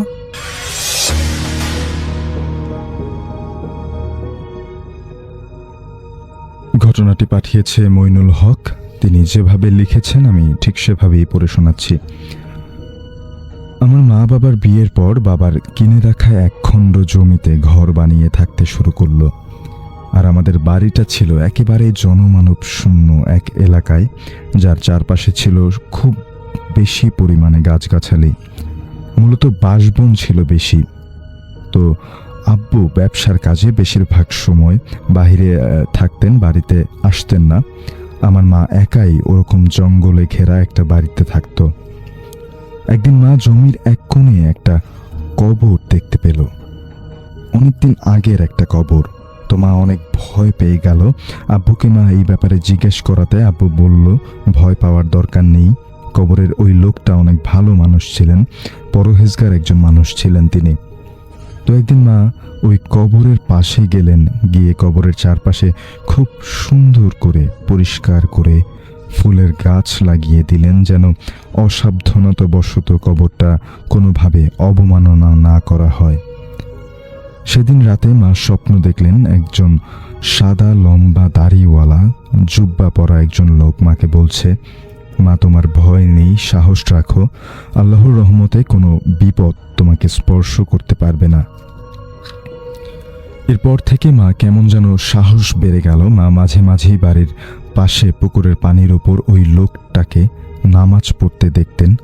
অনেকদিন পর পর যখন আমার বড় ভাই জন্মায়, তো একদিন মা কাজ করছিল, হঠাৎ একজন লোক আসে, যিনি নতুন লুঙ্গি, নতুন জামা, নতুন গামছা গায়ে দিয়ে এসে আমার ভাইয়ের পাশে বসে। মা কিছুটা অবাক হয়, ওনাকে চিনতে পারে না, কিন্তু মা নানির কাছে শুনেছিলেন এরা এক প্রকার জিন যারা মানুষের বাচ্চাদের মেরে ফেলত। তো মা শুনেছিল, তো মা কোনো কিছু না ভেবেই ওই লোকটাকে আঘাত করতে শুরু করে এবং এক পর্যায়ে সে ঝাড়ু দিয়ে লোকটাকে মারে। 3 বার মারার পরেই লোকটার চোখ হঠাৎ রক্তের মতো লাল হয়ে যায়। মা সাহস হারায় না, মা মেরেই যায়। এক পর্যায়ে লোকটা নাকে কথা বলতে শুরু করে, বলে যে তোকে আর তোর ছেলেকে কেউ বাঁচাতে পারবে না, আমি আবার আসবো বলেই লোকটা বিড়াল হয়ে যায় এবং সে সেখান থেকে চলে যায়। বলে রাখা এই ঘটনা ঘটেছে দিনের বেলা, যদিও বাড়িতে এত গাছ যে ভর দুপুরকে মনে হচ্ছে একদম সন্ধ্যা। তো এর কিছুদিন পর মা স্বপ্নে দেখে ওই বিড়ালটা মাকে আক্রমণ করেছে, কিন্তু মার সাথে কিছুতেই পারছে না। তারপরের দিন স্বপ্নে দেখলো একটা বাঘ এসেছে, বাঘ হয়ে এসেছে। তো অনেক ধস্তাধস্তির পরেও বাঘটা মার কাছে হার মানে। পরদিন সকালে মা তার শরীরে খুব ব্যথা অনুভব করে। বলে রাখি, আব্বু তখন 1 সপ্তাহ বাড়ির বাইরে ছিল কাজের জন্য, আর কাছে তখন ফোনও ছিল না। তারপর সন্ধ্যাবেলা মা ঘরে বসে হঠাৎ ওই শয়তানটা তার আসল রূপে এসে জানলা দিয়ে হাত বড় করে মার গালে একটা চড় মারে আর বলে, এবারকার মতো বেঁচে গেলি। মা ওর শুধু হাতটাই দেখতে পেয়েছে, লোমশ কালো একটা হাত। তারপর মার বেশ অনেক দিন জ্বর ছিল। এরপর থেকে মার সাথে আর কোনো ঘটনা ঘটেনি, কিন্তু মাঝে মাঝে মা পাশের গাছ থেকে মাটি পড়ার শব্দ, আরও অনেক কিছুর আভাস পেত। তখনই মা দোয়া দরুদের সাথে শুধু একটা কথাই বলতো, তোর কাজ তুই কর আর আমার কাজ আমাকে করতে দে। এটা বলার পর সব কিছু ঠিকঠাক হয়ে যেত। জিন আমাদের সাথে পাশে থাকে, ওদের ক্ষতি বা ডিস্টার্ব না করলে ওরাও আমাদের কোনো ক্ষতি করবে না, এমনটাই মা বিশ্বাস করত। এবং সেই বিশ্বাসের জোরেই সেই বাসাতে তারা বহুকাল ধরে ছিলেন।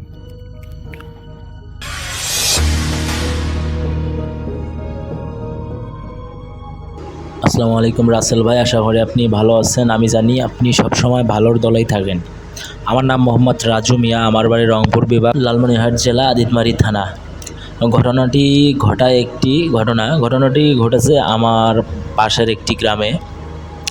ঘটনাটি ঘটেছে আমার সঙ্গে। আমি একদিন হঠাৎ করে রাতে বাইক নিয়ে যাওয়ার সময় সামনে একটা কালো বিড়াল দেখতে পাই। তা আমি মানে এমনিতে মনে করছিলাম যে কত তো বিড়াল থাকে, মানে হয়তো আশেপাশে তো কত বিড়ালই দেখা যায়, সাদা রঙের বিড়াল আছে, কালো রঙের বিড়াল। তো তেমনই আমি বিড়ালটাকে আসলে বাইক দিয়ে একটু, মানে বিড়ালটা আমার সামন দিয়ে গেছে, মানে বাইকের চাকা একটু লাগছে, আমি তো অতটা বুঝতে পারিনি। তো আমি আমার মতো করে আমি যাচ্ছি, মানে পাশের গ্রামে আমি মানে একটা কাজের জন্য যাচ্ছি। তখন মানে আনুমানিক 12টা, 12:30 একটা দিক এরকম। তো যাওয়ার পথে কিছু দূর যাওয়ার পর সামনে একটা দোকান, ওই দোকানে আমি থামলাম। থামার পর মনে করেন যে একটা পান খাইলাম আর 1 কাপ চা খাইলাম। তো খেয়ে একটু রেস্ট নিয়ে, মানে শরীরটা সেদিন খুব খারাপ ছিল, একটু রেস্ট নিয়ে আবার আমি বাইক নিয়ে রওনা দিলাম। পাশের গ্রামে এই রাস্তা দিয়ে যাওয়ার সময় সে রাস্তাটা ছিল কাঁচা রাস্তা, আর সামনে একটা বড় বট গাছ ছিল, বট গাছের পাশে একটা শ্মশান ছিল। শ্মশান ছিল। তো আমি যাওয়ার পথে দেখতেছি আমার গাড়ির হেডলাইটে দেখা যাচ্ছে সামনে একটা কী জানি সাদা বস্তুর মতো আর কি বসার মতো ওইখানে বসে আছে। তো আমি এতটা কেয়ার করি নাই, সামনের দিকে আগাচ্ছি। কিছু দূর সামনে যাওয়ার পর সেই শ্মশানে দেখতেছি কিছু তান্ত্রিক মানে বসে পুজো হতেছে, আর ওই শ্মশানের চিতায় একটা লাশ শোয়ানো আছে আর কিছু খড়ি ওর ওপরে দেওয়া আর কি। তো আমি অতটা ভয় পাই নাই, কারণ জানি যেখানে তান্ত্রিকরা আছে আরও হয়তো লোক 2-1জন লোকও আছে, যা মারা গেছে সেই হয়তো বাড়ির আত্মীয় স্বজন সবাই আছে এখানে। তো আমি লোকজন তো মোটামুটি আছেই শ্মশানের এখানে, তো সমস্যা কি, যাই। কিছু দূর যাওয়ার পর দেখতেছি শ্মশানটা একটা আলোকিত, মানে আলো যে একটা লাইটের আলো দিয়েছে এরকম একটা আলোর মতো দেখতেছি। তো না, যখন কাছাকাছি চলে গেলাম সেই বট গাছটার ওই দিকে, তো ওই আমার যে গাড়ির সামনে যে একটা সাদা ওই যে বসে থাকা যে একটা ওই লোক দেখছিলাম না, মানে কে জানি একটা সাদা একটা বস্তুর মতো আর কি, পরে দেখি ওইটা নিচের দিকে নামতেছে। তো আমি আবার কই যে কেউ বৃদ্ধ মানুষ টানুষ আসছে নাকি এই শ্মশানে, তো মানুষ মারা গেছে হয়তো কেউ আসছে। আসার পরে আমি সাহস দেখিয়ে বাইকটি এখানে দাঁড় করিয়ে যে দেখি ওইটা কেউ ওইখানে পড়লো নাকি, এই বলে আমি বাইকটা স্ট্যান্ড দিয়ে নিচে নেমে ওই সাদা ওইটা যখন জঙ্গলের ভেতরে আর কি পড়ে গেছে, ওটা 2 হাত বাড়িয়ে যখন আমি সামনে হাতটা দিলাম, দেওয়া মাত্র সেই কারোর বিড়ালের যে উপরের যে লোমটা চামড়াটা এরকম একটা স্পর্শ আমার হাতে লাগতেছে। তারপর আমি ধরে টান মারা মাত্রই দেখতেছি যে ওই কালো বিড়ালটা আমার হাতে, আমি ও বাবারে কয় একদম ফেলাই দিয়ে মনে করেন যে উপরে উঠছি, উঠে আমার তো পুরো শরীর একদম ঝিনঝিনে। পরে আমি শ্মশানের দিকে আমি আবার মনে করছিলাম যে শ্মশানের দিকে তো লোকগুলো আছে, তো ওই দিকে একটু আমি যাই। সামনে দিকে সেই শ্মশানের ওইখানে হঠাৎ করে লাশটার মানে যেখানে রাখছে ওইখানে ধাউ ধাউ করে আগুন জ্বলতেছে, আর কেউ নাই আশেপাশে। এখানে দেখা যাচ্ছে একটা মানে ওই আগুনের যে আলোগুলোতে দেখা যাচ্ছে কেউ নাই, শুধু বট গাছের উপরে দেখতেছি ঝুলান্ত একটা অভয়কের মতো যে কালো একটা ছায়া যে দৃশ্যগুলো এরকম একটা জিনিস ওই গাছের উপরে আর কি আপনার ঝুলে আছে। আমি তো পুরো ভয়ে আমার শরীর একদম স্পর্ধ একদম সব বন্ধ হয়ে গেছে। পরে কোনো রকম করে আমি বাইকটি স্টার্ট করে সাহস দেখিয়ে মানে শরীরে জোর দেখিয়ে বাইকটি নিয়ে আবার মানে এতটাই স্পিড মানে ঘিরে দেবো যে গাড়িটা এরকম একটা স্পিড দিয়ে মানে ওইখান থেকে কত তাড়াতাড়ি যাব, কিন্তু দেখতেছি যে আমার আসলে বাইকটা যাচ্ছেই না। আমি কত জোরে টানতেছি তারপর আমার বাইকটা আগাচ্ছে না। তো এই বলে আমি কিছু দূর পথ একটু আগালাম, তারপর একটু নিরিবিলি একটা গ্রামের মধ্যে আমি ঢুকে গেলাম। মানে আশেপাশে দেখতেছি কোনো লোক থাকলে হয়তো থেমে একটু ভালো করে নিঃশ্বাসটা নেব কমপক্ষে। তো এইরকম করে কিছু দূর যাওয়ার পথে দেখতেছি কোথাও কোনো মানে লোক নাই, মানে একদম নির্জন। মানে আমি তো মানে কি করব আমার কোনো মাথায় কোনো সেন্স নাই। এরকম করে আমি পুরোটা ঘাটায় যেয়ে মানে কোন মানে কার এখানে যাব, কোন কাজে যাবে এগুলো আমার কোনো মাথায় কোনো কাজে মানে আসতেছে না। এরকম করে আমি আসতেছি। তো এই বলে আমি মেইন রোডে উঠলাম, ওঠার পর দেখতেছি যে ঝাড়বাতি দোকানপাট সবই খোলা আছে। তো এই ছিল আমার ঘটনা রাসেল ভাই। আমার এই লাইফে এরকম একটা ঘটনা ঘটেছে যা বলার মতন না, তাই আপনাদেরকে আমি বললাম। আমার ঘটনাটা যদি ভালো লাগে অবশ্যই শেয়ার করবেন।